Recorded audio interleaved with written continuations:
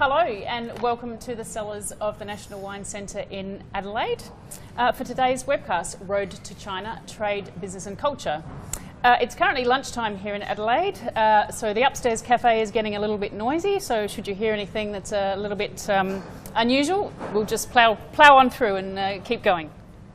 I'm Sonia Logan, editor of the Wine and Viticulture Journal and your host for today's webcast, which is brought to you by the Australian Grape and Wine Authority in conjunction with Wine Communicators of Australia.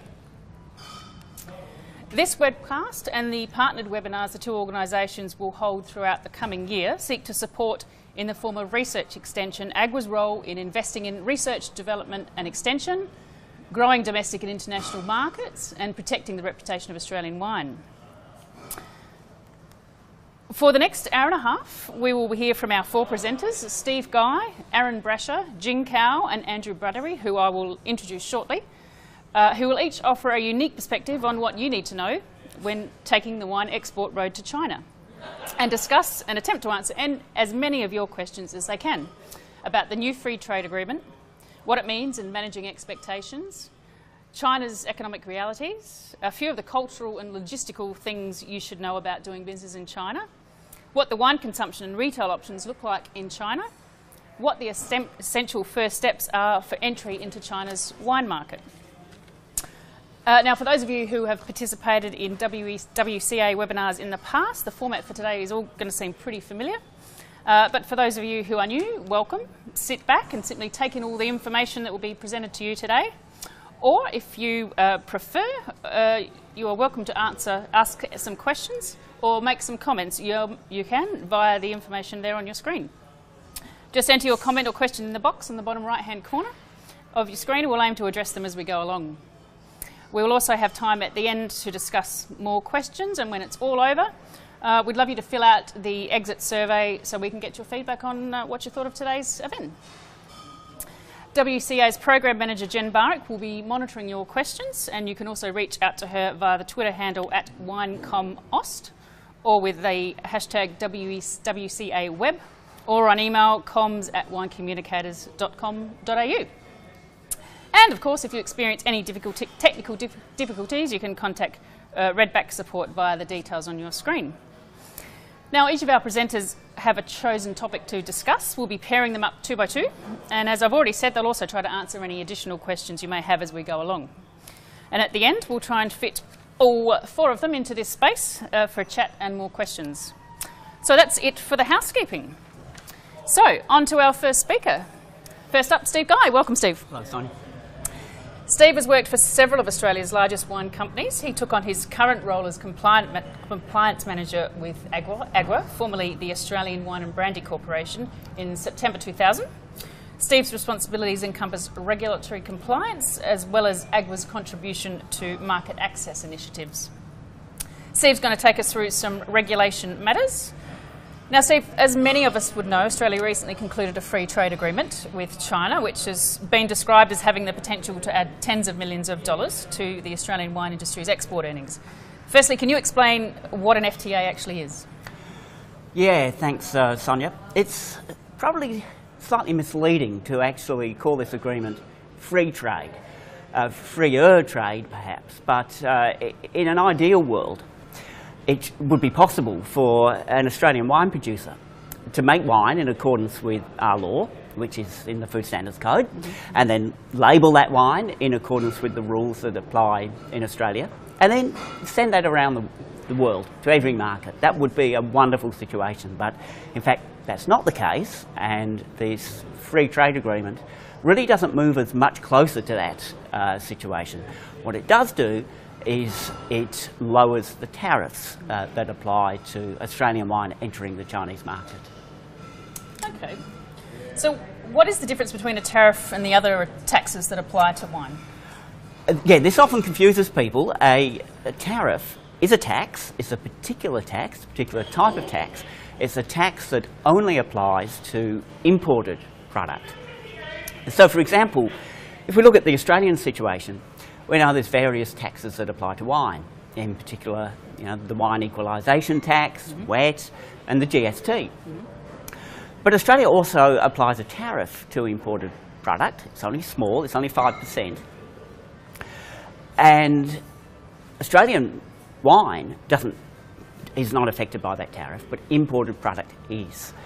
The United States concluded a free trade agreement with Australia 12, 13 years ago now, and so United States wine, so Oregon Pinot Noir for example, doesn't face that tariff on entering Australia, but it still faces the WET and the GST. French wine, Champagne for example, there's no free trade agreement with Australia, so French wine faces that 5% tariff, and of course it's exactly the same going the other way. So when Australian wine goes to China, once the free trade agreement is fully implemented, will no longer face the 14% tariff, but other Chinese taxes, the value-added tax, the consumption tax, etc., will still apply. Okay, all right. Now, Australian wine exporters have faced various technical problems when shipping wine to China, manganese and sugar levels just being a couple. Are these going to be solved by the FTA? Unfortunately not. It would be wonderful if that was the case, but Australian exporters do need to be very careful when sending wine to the Chinese market. I might take you through a few of the technical problems that exporters have faced in recent times. But before I do, obviously we don't have a lot of time today to go into great detail, so I'd just like to draw everyone's attention to the export market guides that AGWA publishes for a range of markets, not only China, but these guides cover the sort of material you can see on your screen now, mostly technical issues, labelling requirements, import procedures, wine composition.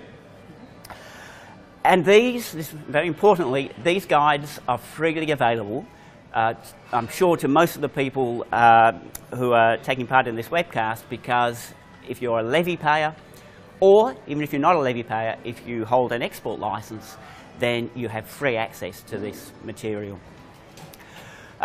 So, Sonia, you mentioned manganese, and that's probably the issue that has attracted most publicity in recent times, but in fact it's not manganese that's caused the most problems.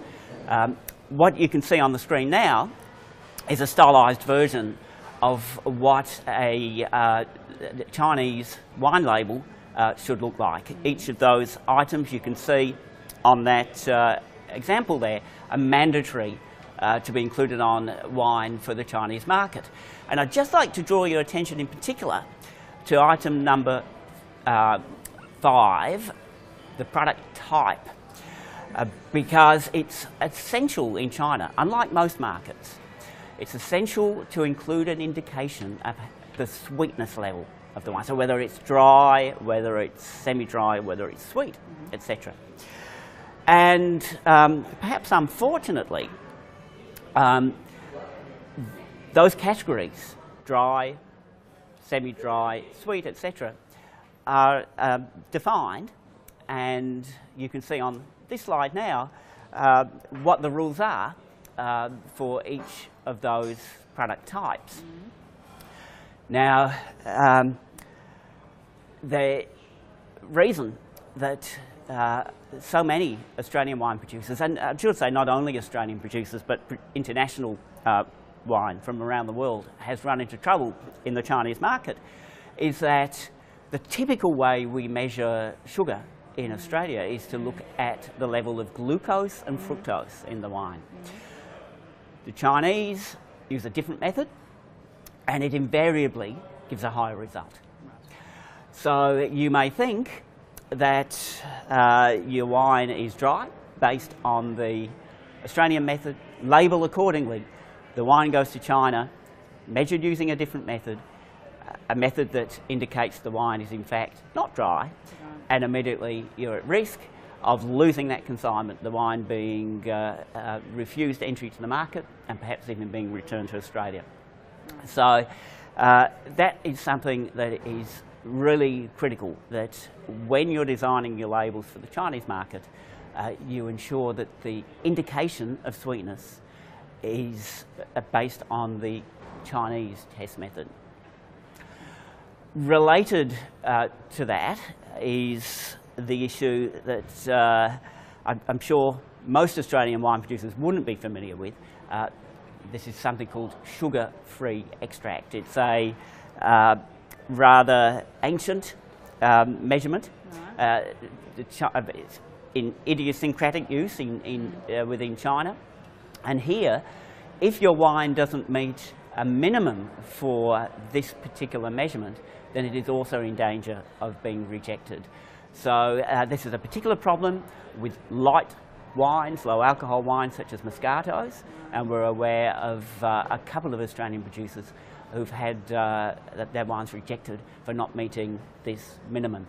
So look, I'm not going to go through a list of all the problems of Australian winemakers have encountered in that market recently, but I think I could probably sum it all up by saying that the environment, the regulatory environment in China is unpredictable.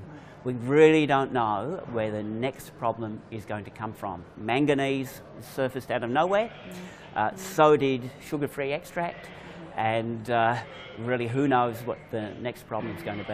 Right, okay. All right, well, I'm going to, thank you, Steve. I'd now like to bring Aaron Brasher, Regional Director, Asia Pacific with the Australian Grape and Wine Authority, in on the discussion. Welcome, Aaron. Thank you, Sonia. To both of you, regarding the FTA, what expectations should the industry have for its effect?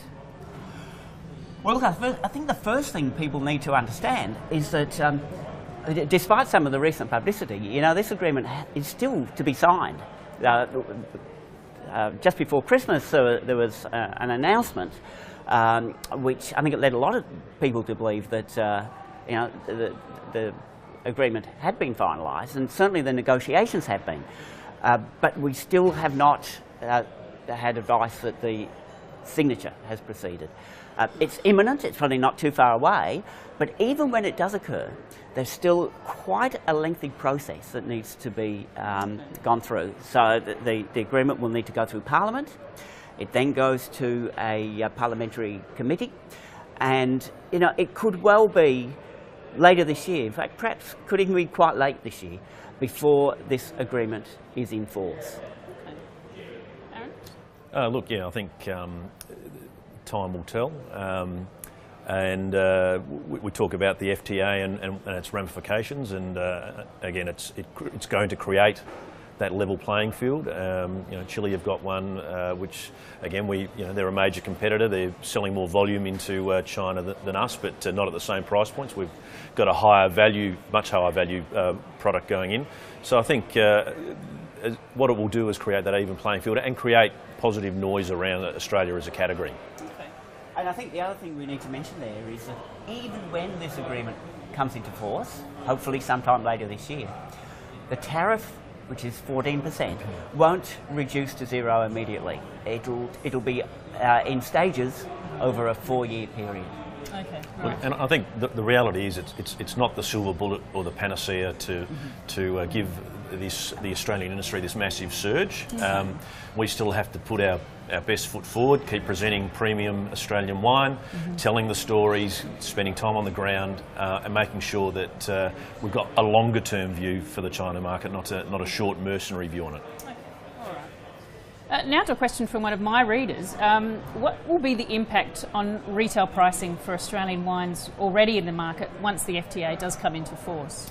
So I suppose to Steve's point, once this FTA is implemented, I can't see retailers or restaurants dropping their price to reflect the saving on the tariff.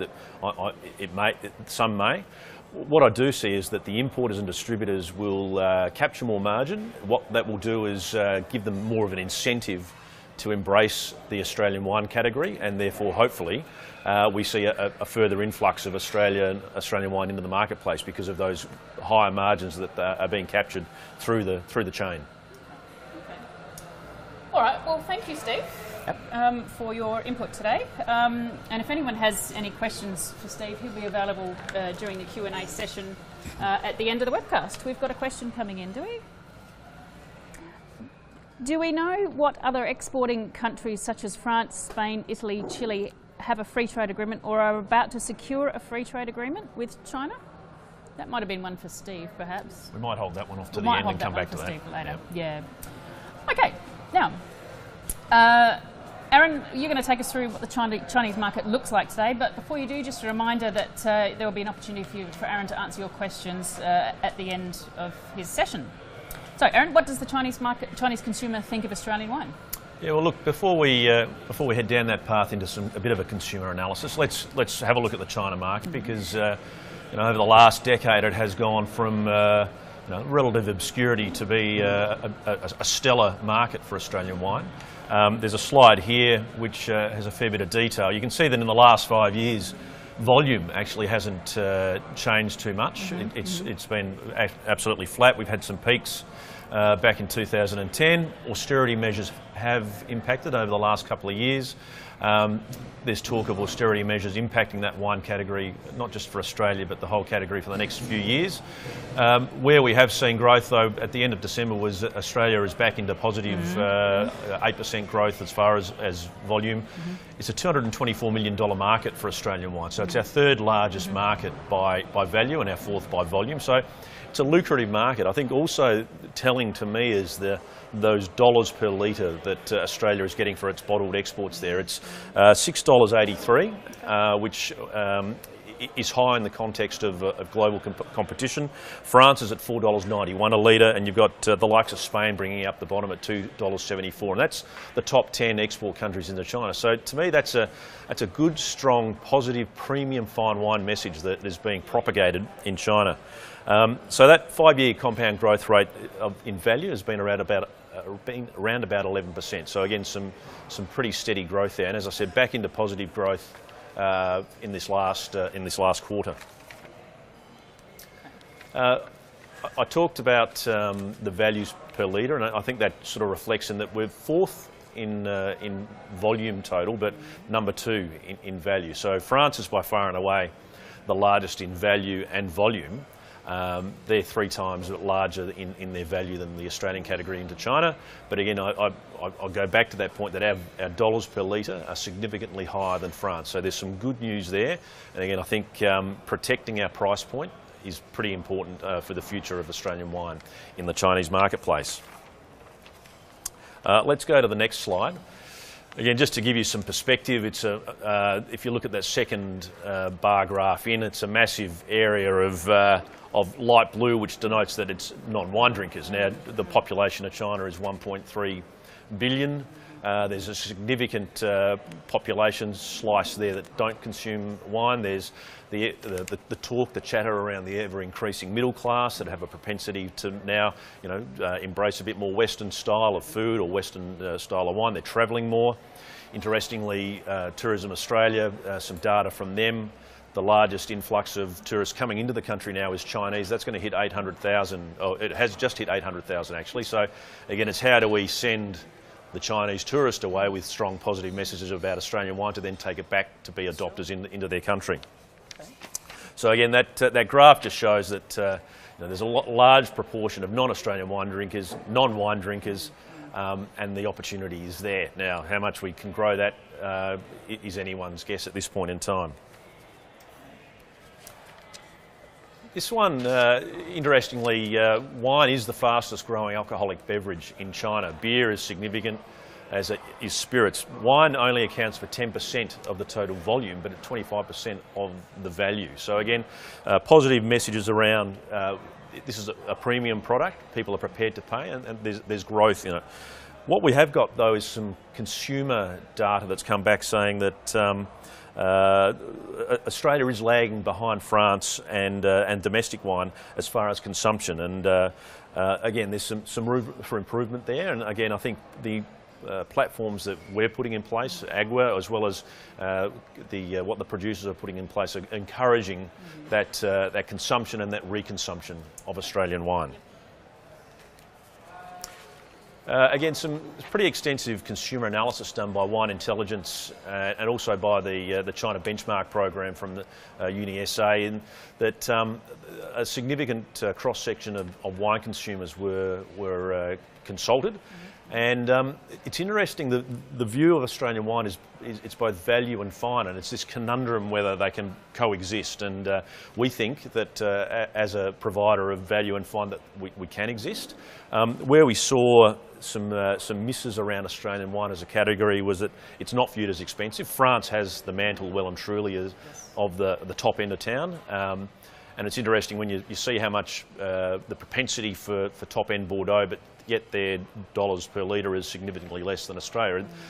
France at that top end really does very well in imaging the whole French category.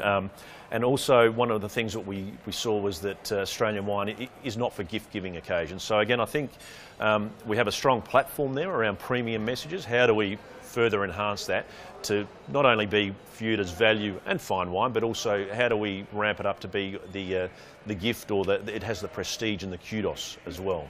So again, there's some challenges for us, also challenges for industry. And out of the China Wine Barometer, those findings, you know, there's been a number of 3 papers produced, some fairly extensive research done, and the finding was that there are no strong associations for Australia. So, you know, this should serve as a call to action for Wine Australia, AGWA, as well as industry to address those misses. Out of this research, it was found that Barossa Valley actually resonates the strongest as far as any region in Australia, and the Barossa are on the front foot in introducing education platforms into China, along with our Wine Australia's platforms, complementing that. So it's how do we invest in the message there? How do we get the message about regions out there further? But I think also get back to that 800,000 Chinese that are coming into Australia, and how do we send them away with positive sound bites around the Australian wine industry to give them the cues when they get back into the marketplace to be able to purchase Australian wine. So I think the actions here are really for industry and for producers to put in place some activities to heighten your offering. Again, I think we need that long-term strategy. We need that long-term focus. We don't want to be mercenary and sort of breeze in and breeze out of the marketplace. It needs to be planned, and we need to leverage those opportunities. So Wine Australia, as far as what we're doing in the marketplace, and again, we're active there. We've got a team based out of Shanghai of 5. We're across trade, consumer and education platforms. Trade events, you know, there's any number of wine shows, wine events held in China. There seems to be a new one every week and new ones popping up all the time. You know, how do we disseminate what are the important ones? Again, we put out a prospectus of activities. You know, we get involved in the Chengdu Wine Fair, which is one of the oldest and most well-attended wine fairs. We've had activities out there around Provine and Sial. Again, if the industry are prepared to back and sign up to our activities, then we go in en masse. It's about engaging the trade, it's about engaging influencers, media, and also getting consumers engaged as well. Wine Australia, we have our annual road shows, and that's generally through second and third tier cities. What the findings were out of the China Wine Barometer research was that actually tier 2 cities have very strong messages about Australia, strong resonance, strong positive sentiment around Australia as a wine producing country. So this year the likes of Dalian, Xi'an, Nanjing and Guangzhou are being visited as far as this roadshow, and it's again about engaging the trade, the media, the influence. There's master classes, and there's also a consumer element to these as well. And then we have, as far as consumer, again, ultimately we want the consumer to go in and pick up a bottle of wine off that shelf or off that wine list. And we've partnered with Yes My Wine, the online wine provider before. You know, we've partnered with City Shop in Shanghai and Beijing around Australian wine and produce promotions. There's promotions that we work very closely with around Austrade, around meat and livestock, Tourism Australia. And education is really important as well. We have around 20 wine educators across China who have implemented the Wine Australia wine course at level 1.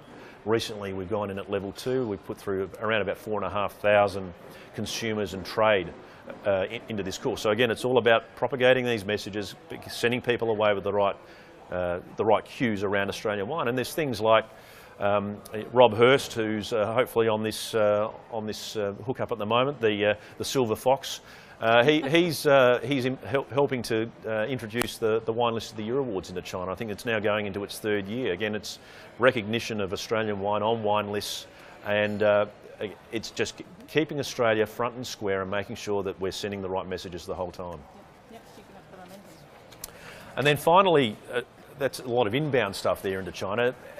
We actually get an annual group around vintage time into Australia. They're people that have been selected from Wine Australia Awards. They're significant contributors to the industry. They might be importers, distributors, media. Again, people that you want to get here, get them to walk the dirt, hear the stories, meet the people, taste the wines, and then get back to China and be fantastic ambassadors for Australian wines. So again, we've got a group of 20 here in a month and a bit's time, and it's a really strong group of people that are visiting the country. All right, well, thank you, Aaron. Now, I think we've got a few questions that have come in for... Oops. No. Sorry, it's disappeared from my screen.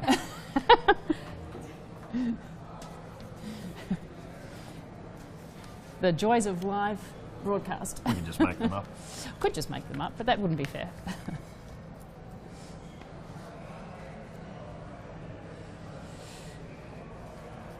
Thank you. Okay. We've got a question from Jen. What are other countries doing? Is there anything we can learn from about how they're growing their wine markets? Look, I think countries like France, I mean, CEPEX are an incredibly strong and financial body. They're out there with incredible presence, whether it's at trade events or in the marketplace.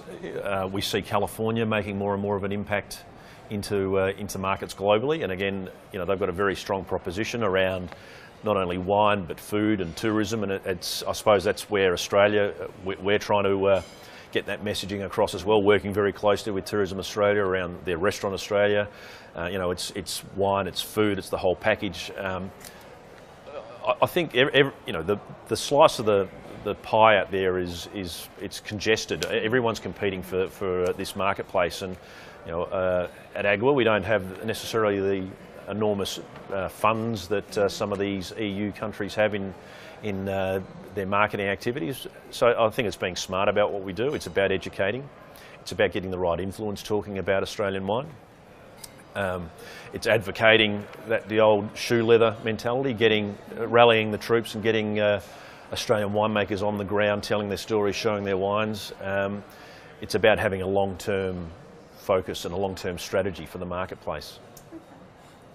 Now we also have a question from Nathan Gogol here, which talks about the austerity measures, which we will come to a little bit later, so we might just leave that one until then.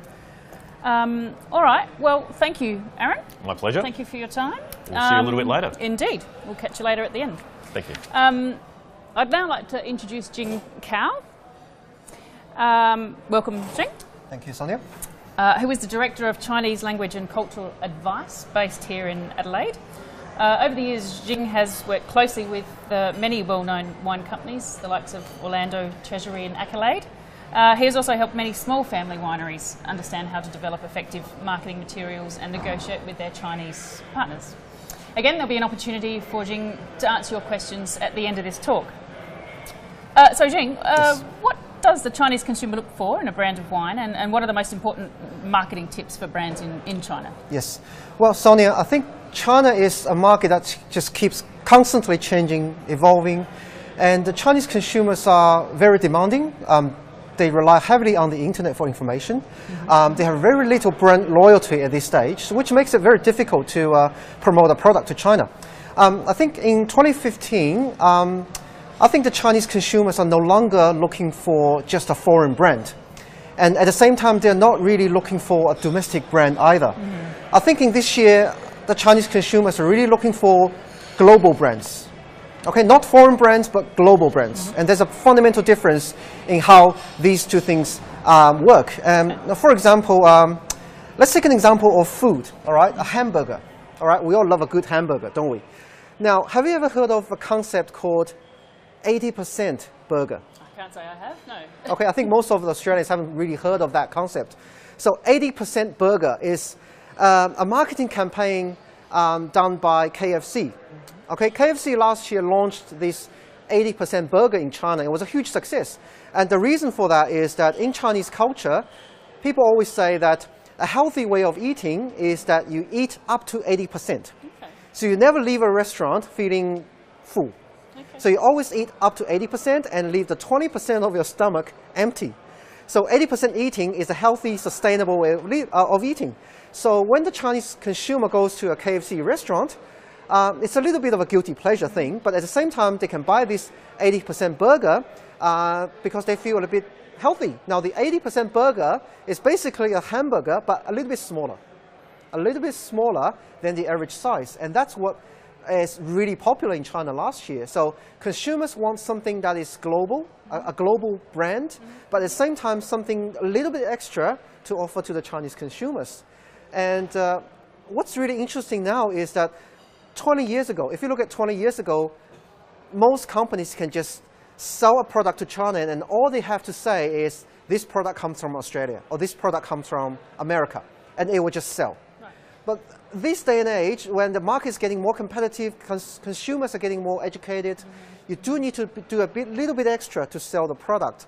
And in wineries, for example, if your wines are already exporting to countries like North America, the UK, other countries, it's really important that you send this message to your Chinese consumers, because what that does is to help you build your global presence. Okay? Chinese consumers want, ultimately, what they want is the same experience as an Australian consumers can have, or what American consumers can have. So if you tell them, look, this product is already successful in North America, in Britain, in other markets, the Chinese people really genuinely believe that. Whereas if you only say to the Chinese consumers that this brand is created specifically for the Chinese, sometimes people get a bit upset about that because there's no global presence there. So you need to think globally. And when it comes to branding, what do the Chinese consumers look for in a brand? And I hate to be the bearer of bad news, but the reality is that most Chinese consumers don't care about Australian brands. Okay, they don't care about the brand, they don't care about the product. What they care about is what this product can make them look. It's the external factor.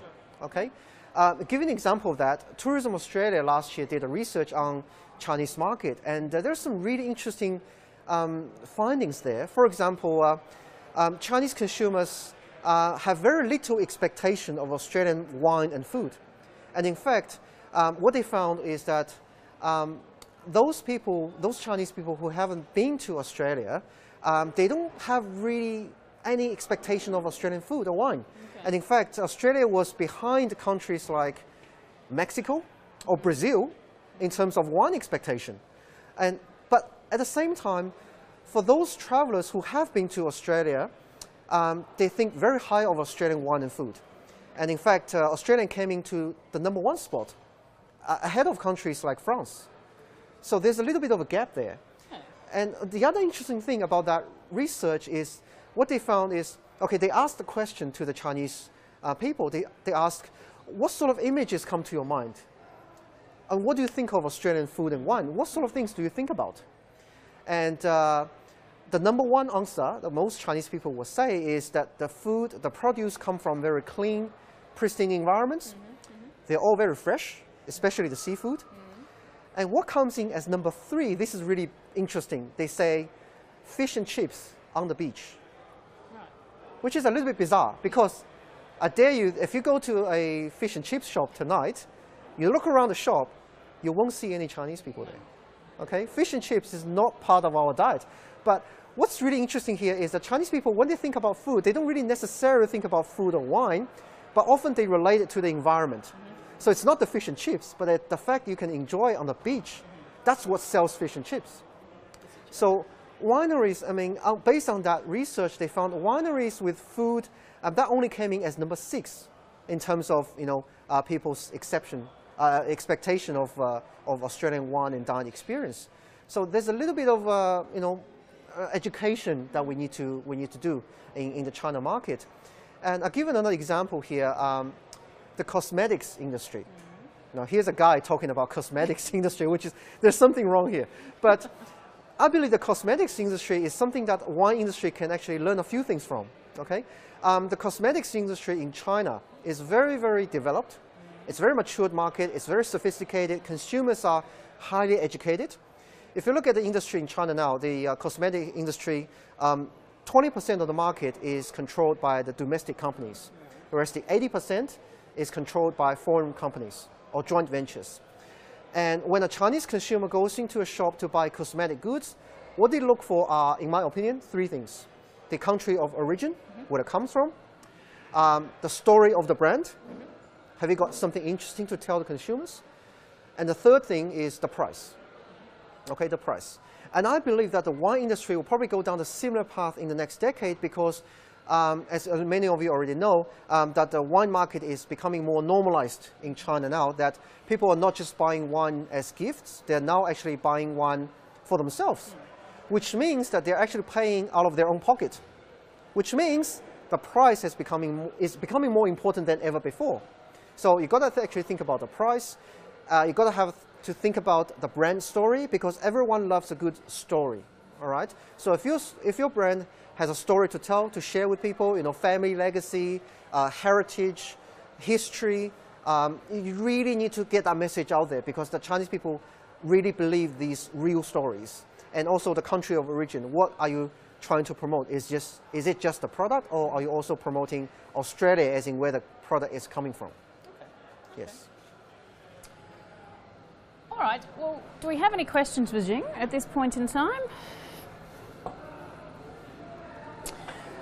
Question from Greg. If you were creating a wine brand for the Chinese market, what would your brand look like? Okay, there's no quick answer. I think there's always a good balance. You want it to look foreign, but not something out of Chinese comfort zone. All right? So Chinese people are very interesting. They want something different, but they want to keep it within their comfort space. Just to give an example, like last year, over 100 million Chinese travel overseas, but 90% of them travel within Asia. So there's a bit of a language barrier there. So when you're creating a brand, first of all, the brand name needs to be something that is translatable. That is something that Chinese people can pronounce. The image has to be different, but you've got to stay away from the cliche, like boxing kangaroos, Sydney Harbour Bridge. I'll probably try to stay away from those things because that looks more like a tourism souvenir rather than a brand image. So you've got to actually think about being foreign, but at the same time keep it within the comfort space. Okay. Yeah. Okay. All right. Well, I'd like to introduce Andrew Buttery into the conversation now, if I can, Managing Director of Gemtree Wines in McLaren Vale.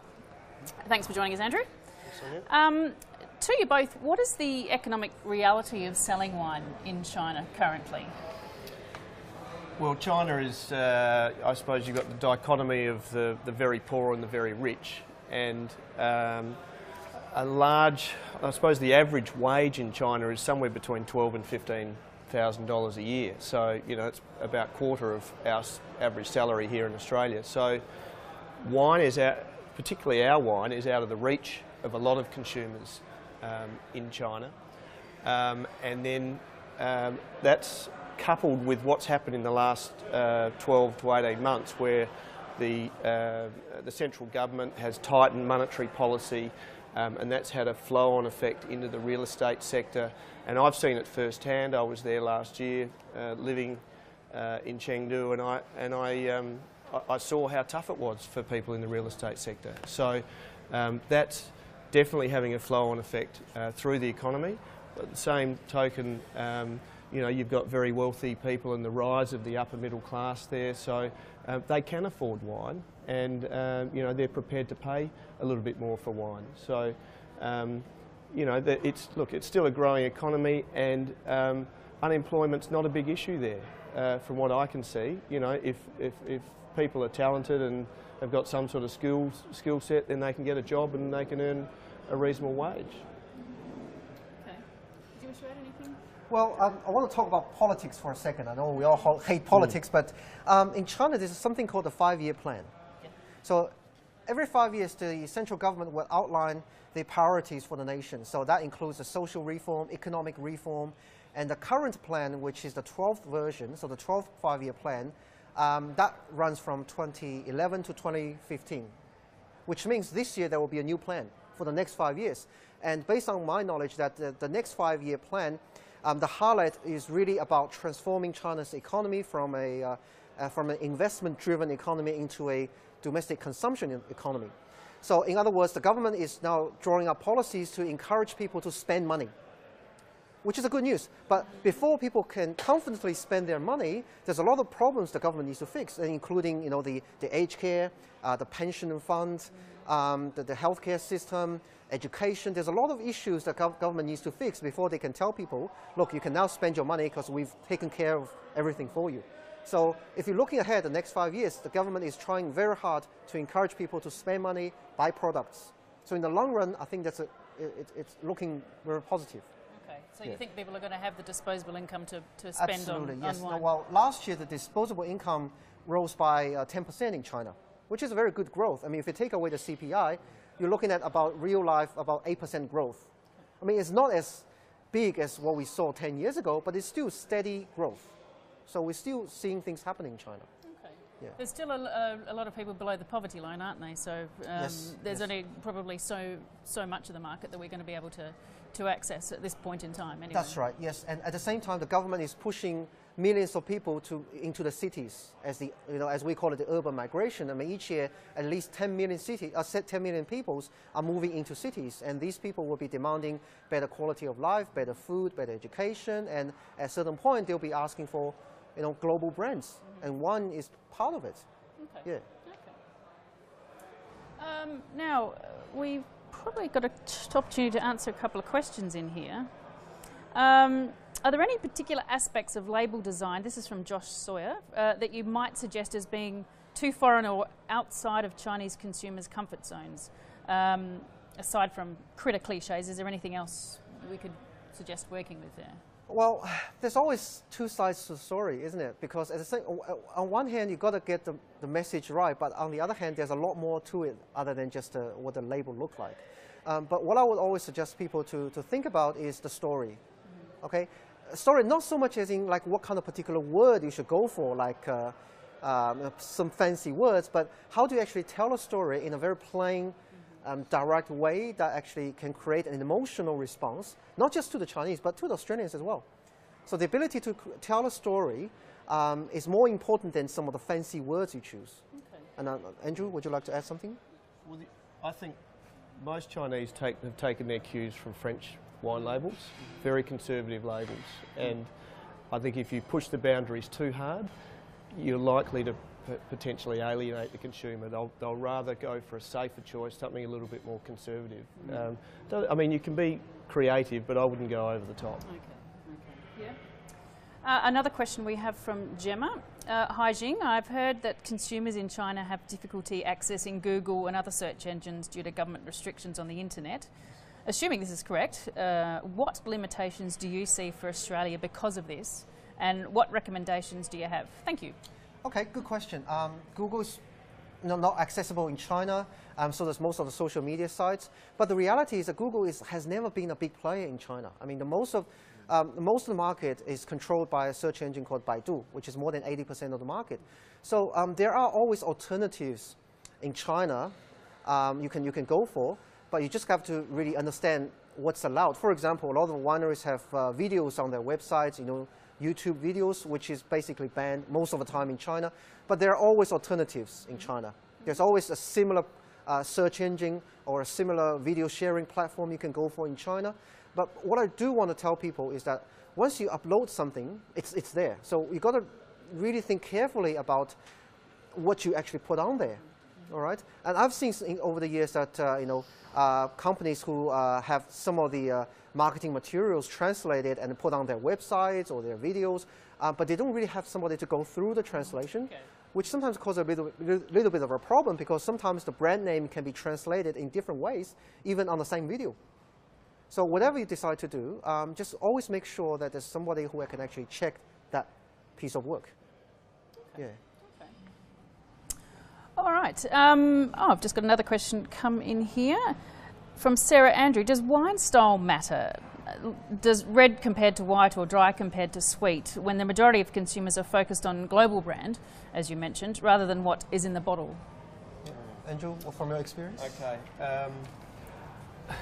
Well, for a start, a lot of people don't understand the difference between Shiraz and Cabernet and Merlot. So, and wine style is going to vary, from one province to another, particularly around types of cuisine. Sichuan province there's a lot of chili, and Guangzhou, I think it's milder and a broader range of cuisine there.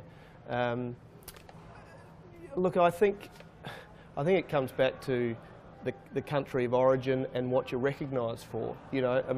France is recognised more around Bordeaux and blends. Australia's recognised more, for Shiraz. So we tend to lead with Shiraz out of Australia, and that's what we're becoming recognised for. And then over time, you start to introduce other wine styles to your, to your customer base. I don't think a lot of consumers are discerning enough at this point in time, and it's going to be something that will evolve. Another question for Jing. You talked about creation of the brand. What about protecting an Australian brand in China? Can you talk on that? Well, I think that the advice, not being a lawyer, is that you always need to take matters into your own hands and don't simply trust someone in China to do it for you, because you never know what they're actually doing. So, for example, if you're registering your business in China, I assume you would have a proper Chinese name for your brand. You always need to do that yourself. I mean, my advice is always try to do that yourself, or at least get your own lawyers to actually look after that for you, rather than saying to someone in China, please register my brand. And not only registering that brand, but also, same time, think of all the other keywords. For example, if your brand name is X and X, what about South Australian X and X? All of those other keywords that people might be searching for on the internet. But I always would say that you need to do it yourself rather than simply trusting somebody 6,000 kilometers away to do it. Sure. Yeah. Yeah. All right. Okay. Well, thank you, Jing. If we've got an opportunity for people to ask more questions of Jing later on in the Q&A session. I'd like to bring in Andrew a bit closer to me now. Andrew started doing business in China in 2008, and over the past 6 years has developed an extensive network of contacts and a sound understanding of Chinese business culture and the challenges of marketing wine in this developing market. He is also a national board member for the Australian China Business Council and is passionate about developing a long-term footprint for Australian wine in China. Again, there'll be an opportunity to answer questions of Andrew at the end of the webcast. I'll give that one to you, Andrew. Now, to doing business in China, what do you recommend are the first 5 steps to take? Okay, so I'll just preface this by saying this is my own personal experience. So, I'm not. It's not exactly the right answers, but it's from my experience over the last few years. The first thing for me is asking myself, or ask yourself the question whether you're ready to commit to selling in China. And China is not the UK, it's not the USA, it's not those familiar markets where we can talk the same language. And for that reason, you really do have to ask yourself that question. If you're going to enter China, if you want to enter China, you have to commit to travel. And fortunately, it is a bit closer than some of those other countries I just mentioned, and time, and we're in the same time zone, which certainly helps from a jet lag point of view. You need to be prepared to put the time and effort in to prepare for China. You do have to do more work around understanding the market, getting translators organised, it's not the US or the UK. So just you need to put more time and effort in. You really need to think about whether you have the patience for China. And a lot of that is around language and culture, and the fact that you can't pick up a phone and talk to your customer. That most of your conversations are likely to be through a third party. So you'll be working through a translator to ask questions, and then the translator will be translating questions back to you or responses back to you. So everything does take a little bit longer, and whatever you do, don't get carried away by the fact that there's 1.3 billion people in China and it's a big market, because the wine drinking market is certainly not 1.3 billion people. So there are no easy wins, and it will take time. I'd certainly recommend that you have someone on the ground here in Australia to assist you with communication, and certainly when you go to China that you engage someone to come along with you to the meetings that you attend. The other thing from a small wine company's point of view, or small to medium size, is the demand in a lot of the tier 2 to tier 4 cities is around cheaper products, and so that might be, you may have to consider, because of the life cycle of the market and where it's at, and a lot of customers are asking for entry-level products, whether you're prepared to play that game or not, and go out and source those products and develop those products for those customers. My second step is really knowing your customer, and you could say this for any market you're going into, but specifically for China, I certainly wouldn't want to do business with someone unless I'd met them face to face. You get, obviously we all get inquiries on email, and they can get to a certain point, but I think once you get to a point you really should meet that customer. And part of that is understanding their business, who they are. Have they been in the wine business for a long time, or are they a new entrant into the wine business? And there are many new entrants into the wine business. People who have been in other businesses that see an opportunity, and so they want to develop expertise in that area. What you'll find with Chinese, generally Chinese people, they do keep their cards very close to their chest. Australians are a lot more open book. I think to our detriment at times, we do give too much information away, and Chinese are masters at holding information and extracting information out of the person that they're dealing with. So just be very wary about that without closing yourself up too much. The other thing, there are many Chinese business people who may set up a wine business primarily around migrating to Australia, and there's been lots of instances of that, import-export businesses. So just be wary that, if you're going to sell to someone on that basis, is it sustainable or is it a one-off sale? And certainly what I've seen, I've met many new people around the wine business. They do lack knowledge, so they might have come from the rice wine industry and they've been distributing rice wine or beer or whatever, and so wines, it is unfamiliar to them, and the team of people that they've got working in their business, wine is relatively unfamiliar. So they might have salespeople, but they don't have an expertise in wine. So that's where you're going to have to get involved in education. And certainly, being prepared to travel, I talked about that before, but getting on the ground and meeting those customers. Jing's touched on Chinese culture, and an understanding of Chinese culture is, I think it's fundamental if you want to be successful in the market. It is a culture like no other.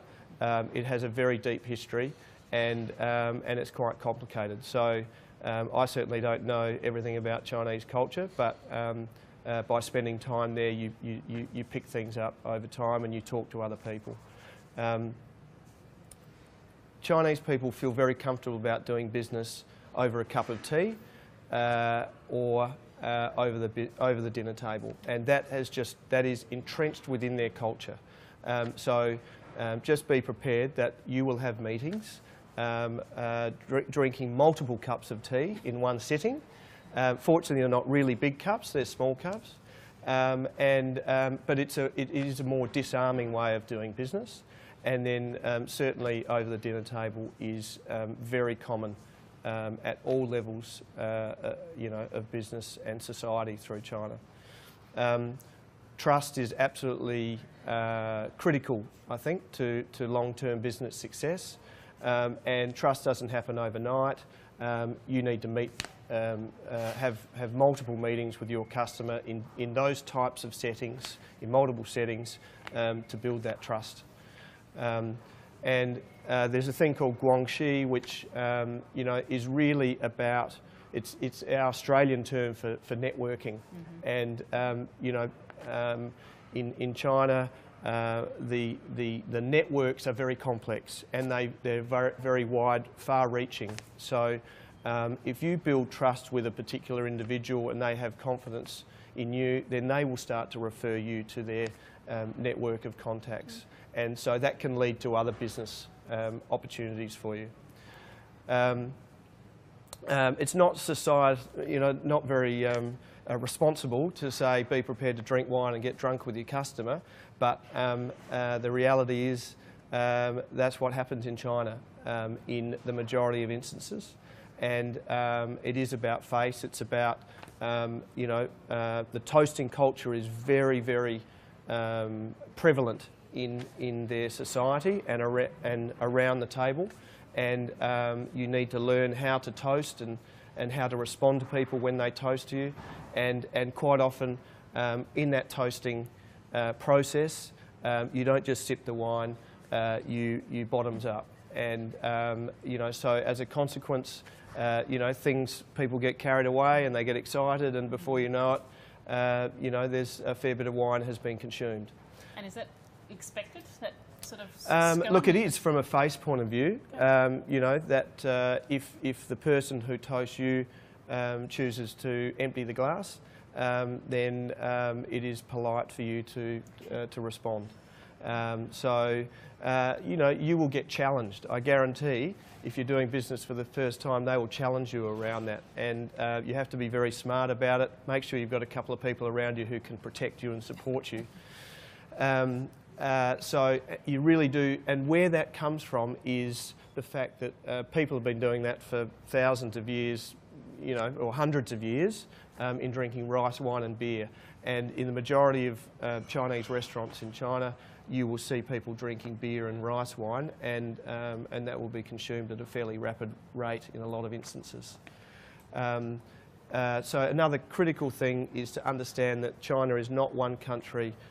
You know, there are 32 different provinces, and you know, people speak differently in different parts of the country, and there's every province has its own unique culture, and the people have a different dialect and eat different types of food, and they're very parochial about their own province and even their own city. So you need to take that into consideration when you move around the country and where your customer base might be. I think in terms of this step, in terms of exclusivity, I would say be very, very careful. I wouldn't give exclusivity to one customer in China because of the fact that it's such a vast country, and you've got essentially 32 different markets. There are, I mean, I don't even know whether the largest importer, ASC, covers the entire market. It's probably unlikely that they do. So if they can't do it, then you know, certainly don't expect to take over the whole of the market. You know, I started doing business in China with multiple import partners, and I think that's a good way to do business, because they will concentrate on certain parts of the market geographically, and they'll do those hopefully quite well because of the relationships and contacts they've got in that part of the market. And yeah, so I'd only, you know, if you're a smaller producer and you have limited capacity, then I would only concentrate on one or two provinces. The other thing is about money. So be very, very careful. I wouldn't give credit to any new customer that you're doing business with, and I would still not necessarily give credit to that customer after the second or third transaction. So you'd have to get to a point where you know that customer very well, and they've got good trading history. You've spent enough time with them on the ground before you start giving credit to them. Okay, so my last point around travel, and I want to focus on education, because think about China. Don't think about China as Shanghai, Beijing, Guangzhou, but think about it as a little bit like the Wild West of wine. Okay, so you know, these tier 2 to tier 4 cities. As I said, you walk into most restaurants and you don't see bottles of wine everywhere. You might see some wine behind the counter, but people have been drinking rice wine, they're drinking beer, and they're starting to try wine, but they don't know a lot about it. So you need to spend time with your customer or with your importer distributor. You need to demonstrate your commitment to them, and then part of that commitment is educating. It's not only educating them, it's educating their salespeople, and then it's helping to educate their customers as well. What level of education can you expect to sort of start at? Start by what's the difference between Shiraz and Cabernet and Merlot? What's the difference between Australia and France, and the old world versus the new world? Why does our wine taste fruitier than French wine? So it's as basic as that. It's talking about tannin, it's talking about sugar, so it's very much at the ground level, and it's even showing people how to actually drink wine rather than the gambé. So the whole idea of sniff and swirl. It's very important that you do that in front of the customer so that they can see how you're doing it and take their cues from you. So when we talk about wine culture, there is a wine culture that is strong in parts of China, but it's certainly not strong in a significant part of China. When I talk about say back to basics, it is back to basics. It's exactly what I just talked about. And so if you're in the wine industry, we all have the skills to be able to do that. So just be prepared and work out your own style and presentation, and be prepared to start at that level for some customers, but also be prepared to talk at a different level for other customers. Look, we can get precious about watching people scull our wine, and we all put a lot of effort, and we all have a lot of passion in what we do. It is a bit hard to take sometimes when you see people not appreciating your product in the way that you would like to see it appreciated. But your task is to educate them. If you push too hard and you hold your ground and say, that's absolutely inappropriate, it's unacceptable, it could backfire on you, because that may affect the customer's thinking, and you may actually embarrass them in front of the people that they have around the table if you go down that path. So it's basically coming along with them for the ride and then educating them together. So, and I think finally, one of the things that I've found most powerful is to bring the customer and maybe some of their customers to your winery. If you can get them to travel to Australia, they can see your winery firsthand, they can see how you operate, and they develop a greater understanding of all the processes that go into making wine, the viticulture and etc. And so they will leave not only with a greater understanding, they'll be able to feel more confident that they can go out and sell your product, and they'll have a greater attachment to your brand. So that'd be, certainly one of the key points that I'd like to finish with. Okay. We have a question here for you.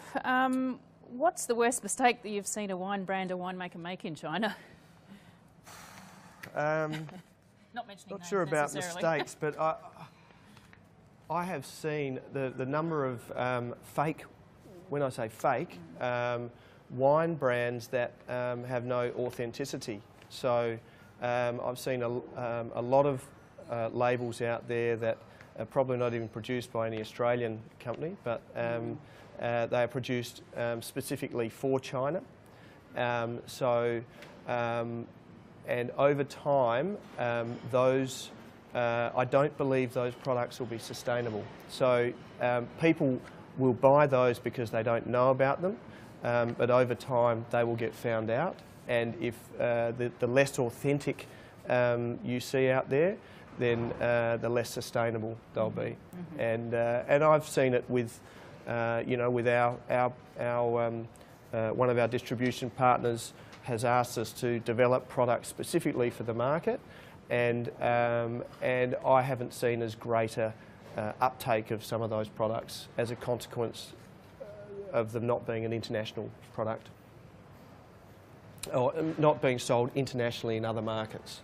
So, people in China take their cues from global brands and the fact that they're sold in the UK or the US or Australia or whatever. So, it is more, wine is an aspirational product, and they'd like to think that if they're drinking something in China, then they're also people are drinking it in Australia. Okay, so there's not necessarily going to be expectation that a distributor's going to ask you to produce a unique label for them, or indeed, yes. change the name perhaps. There will be, but as long as it's from you as a recognised, wine company, and it could be another product in your range.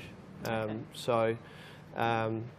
But yeah, or if we talk about online, there's online companies that are asking producers to produce products specifically for that online platform, so that they don't have to compete on price with other online retailers out there. All right. Wow, this one's an interesting one. With the benefit of hindsight, Andrew, have your efforts in China been sufficiently worthwhile for your business? Look, it's definitely been worthwhile. I mean, our business is fundamentally very different to what it was 3 or 4 years ago. So, we're a bigger business, and, we've got a broader distribution footprint, not only in Australia, but China. So, but we haven't conquered China yet. I know a lot more about China, but we've still got a long way to go. So, it's been frustrating, and but it's been rewarding at the same time. But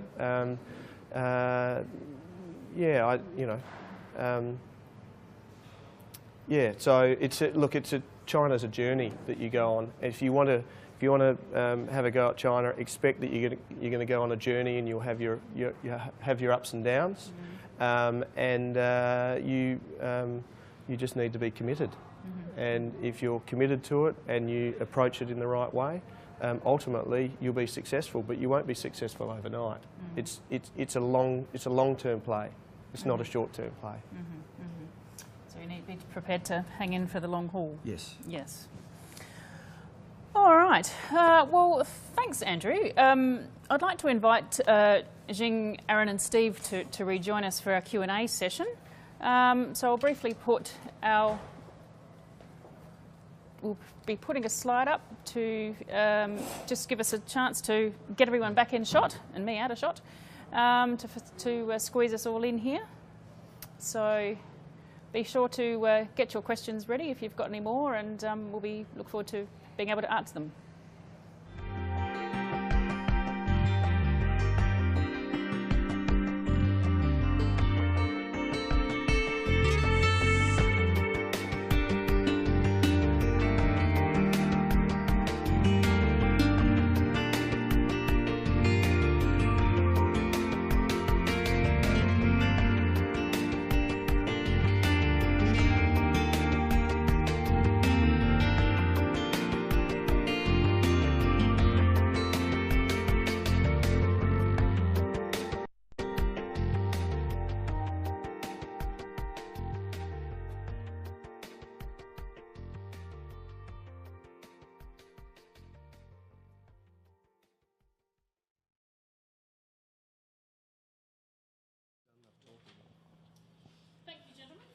joining us for our Q&A session.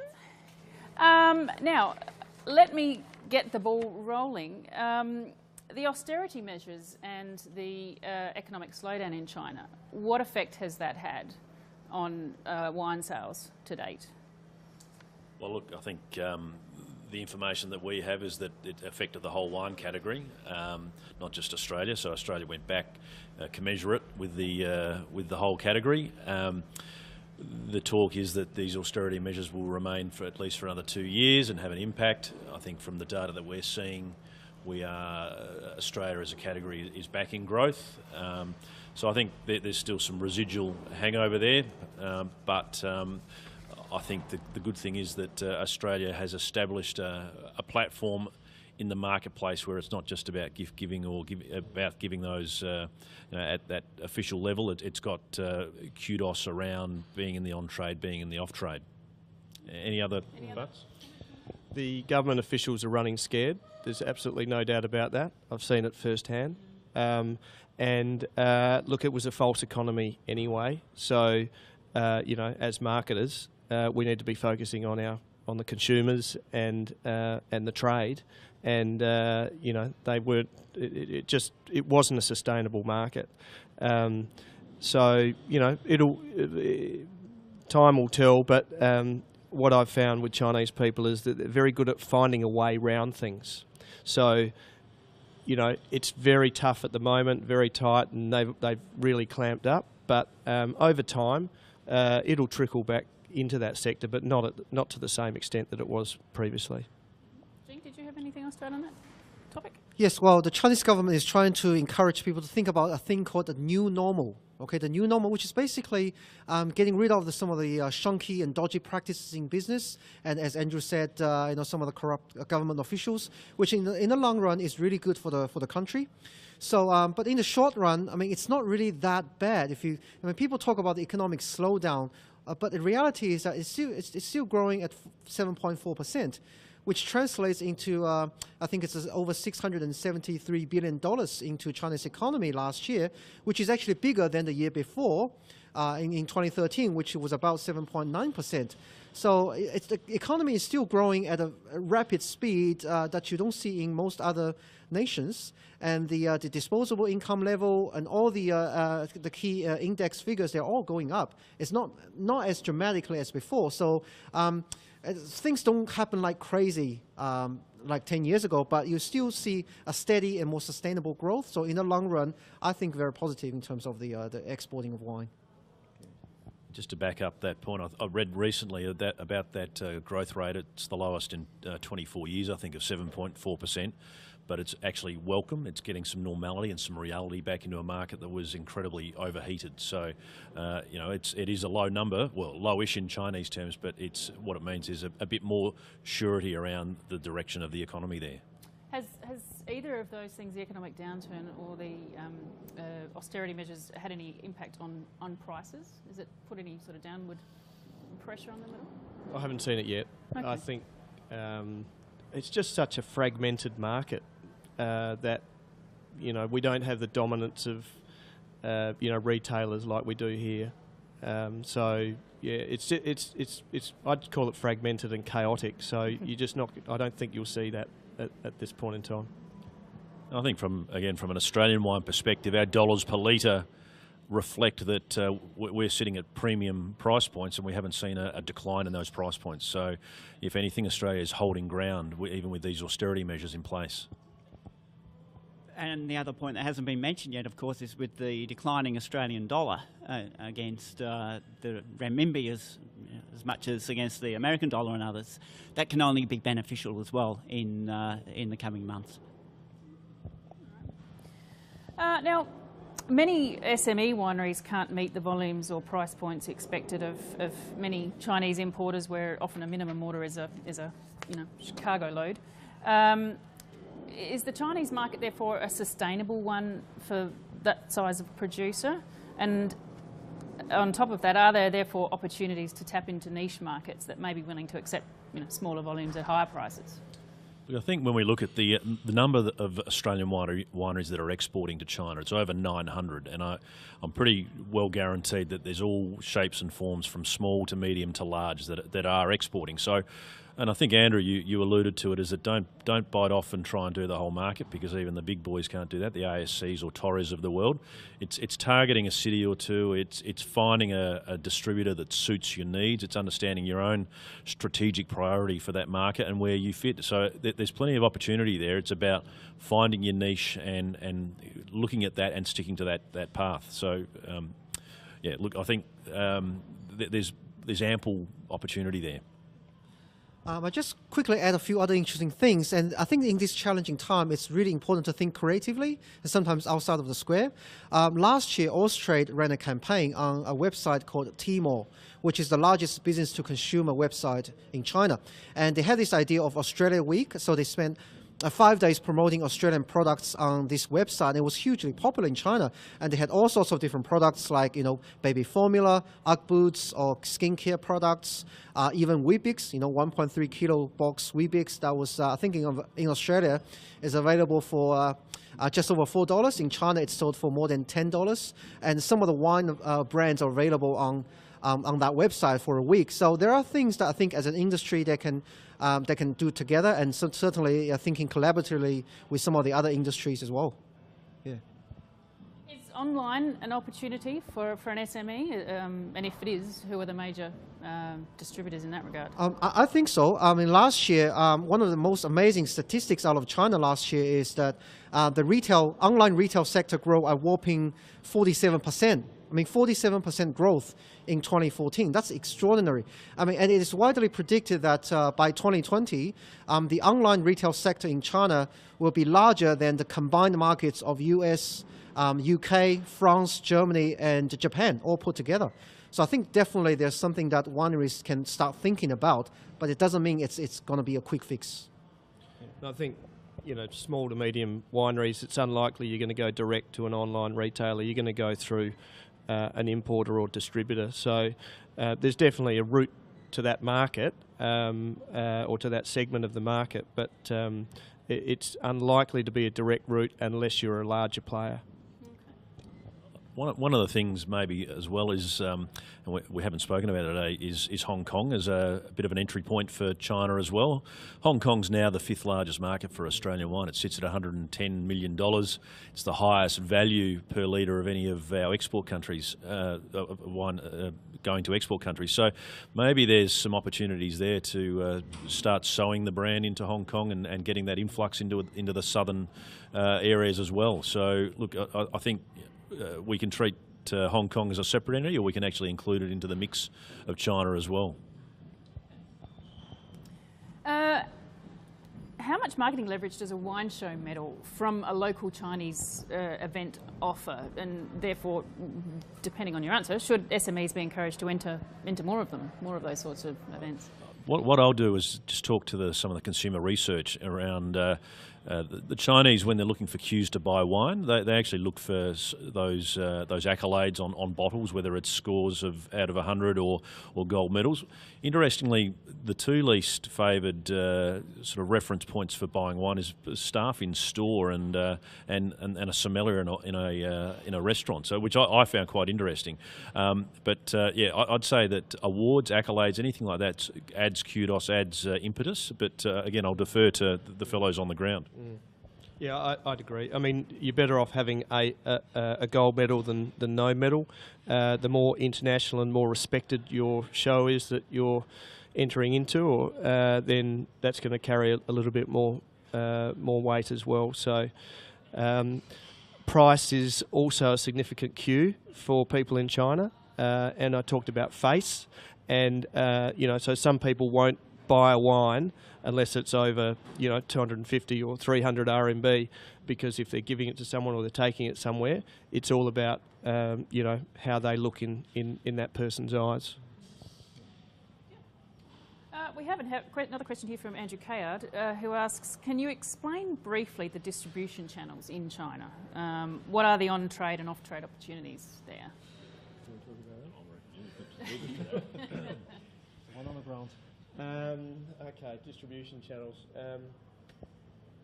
So, well, look, on trade, obviously we've got 5-star, 4-star hotels, and they are, I suppose, signature.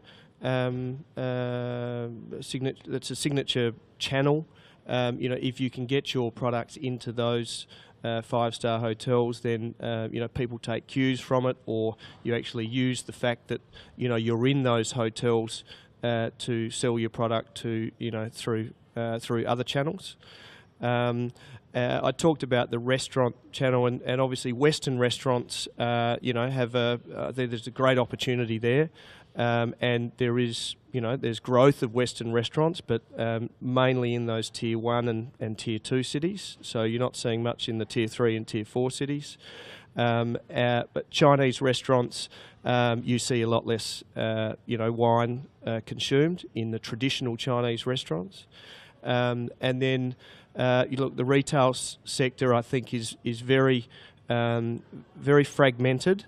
You've got the supermarket channels, you've got the big players, you've got Walmart, Tesco, you've got Vanguard, Metro.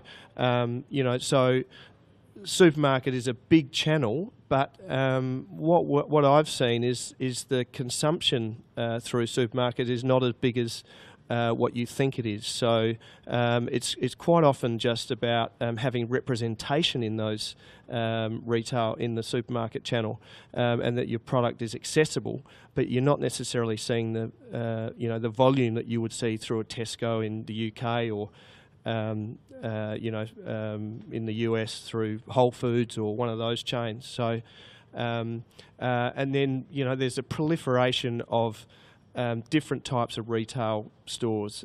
You've got dedicated wine stores opening up now. They're not on a large format scale like, with Dan Murphy's or First Choice.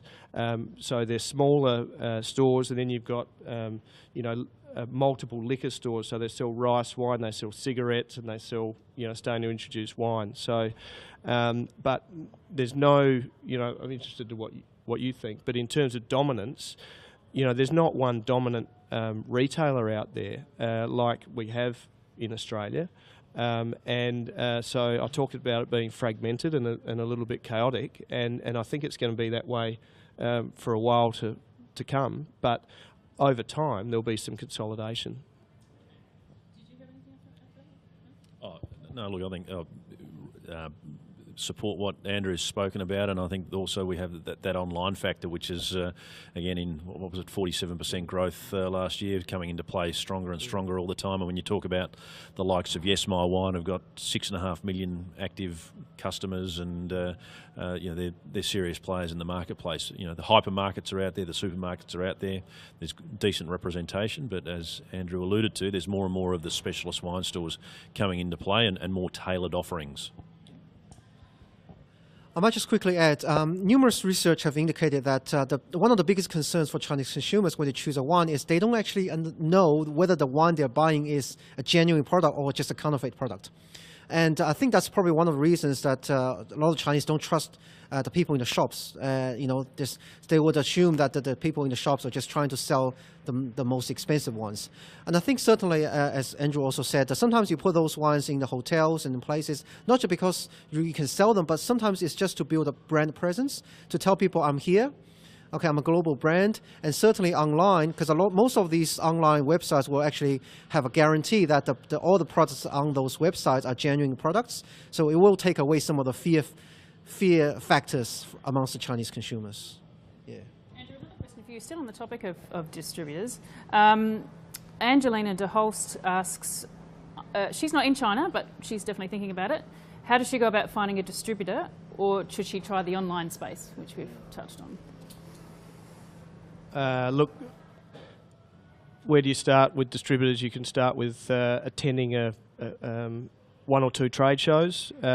Pick very carefully. Do your research on. There's lots of trade shows going on in China, but yeah, do your research on which one you think is worth having a crack at. If you can be under the guise of Wine Australia or whatever, then that's going to give you a bit more support and strength and attract more people to that particular, to your winery. And then, yeah, I mean, look, on Austrade is, can facilitate access to the market.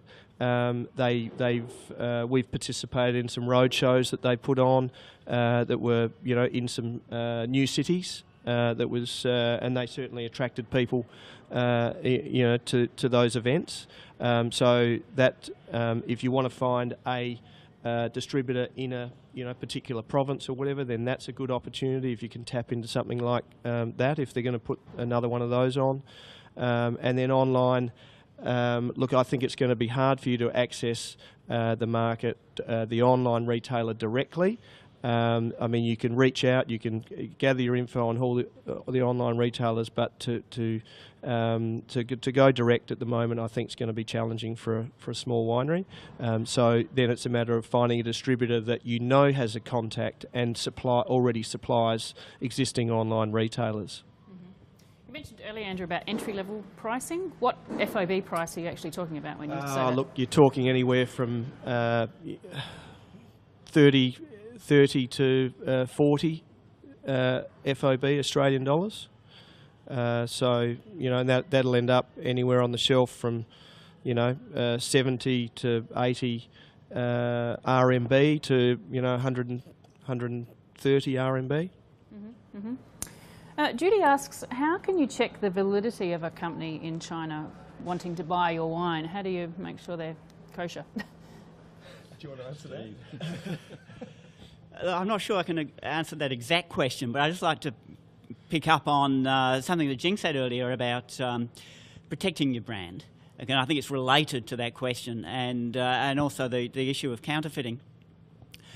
I think before you even start to think about selling a product for the first time in China, you need to be absolutely sure you've had your trademark registered.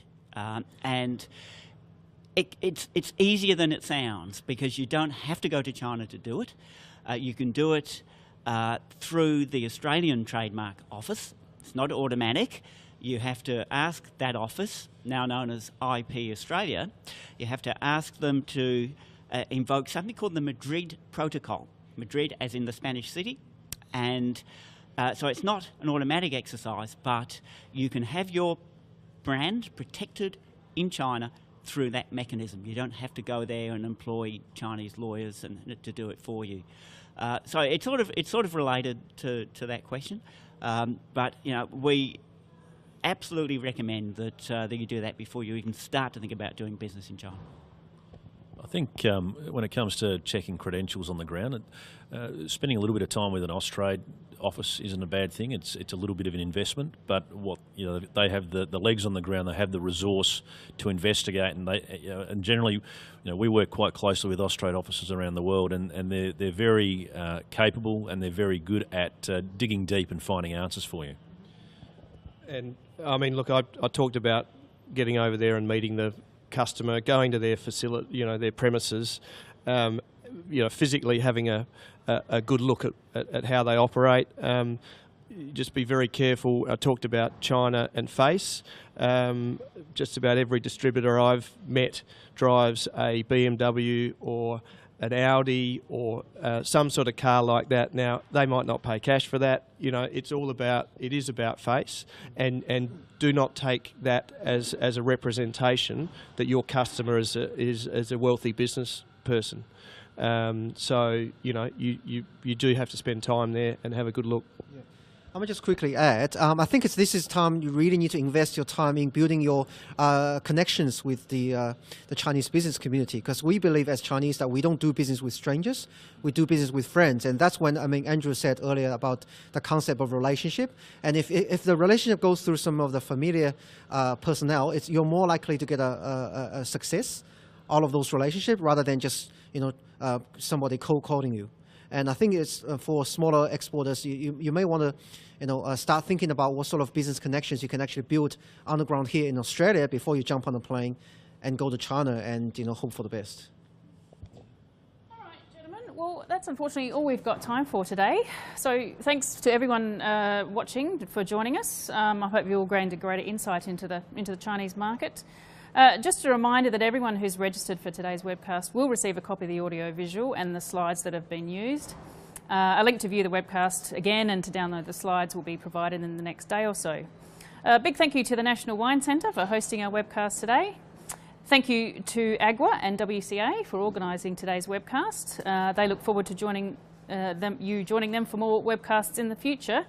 And finally, if you're able to take advantage of the exit survey and let us know, give us your feedback on how today went and how we might improve future webcasts, we'd certainly love to hear from you. Thank you. Thank you. And good afternoon.